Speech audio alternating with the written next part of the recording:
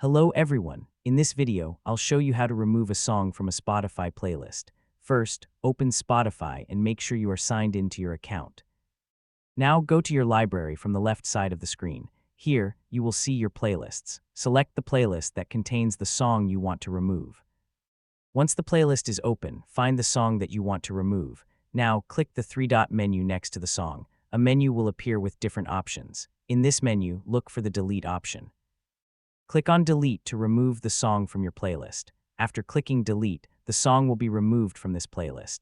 You can check the playlist again to make sure the song is no longer there. If you want to remove another song, simply find that song, click the three-dot menu, and select Delete again. Remember, deleting the song from the playlist does not mean the song is permanently deleted from Spotify. It only removes the song from this particular playlist. You can still search for the song on Spotify and add it to another playlist later if you want.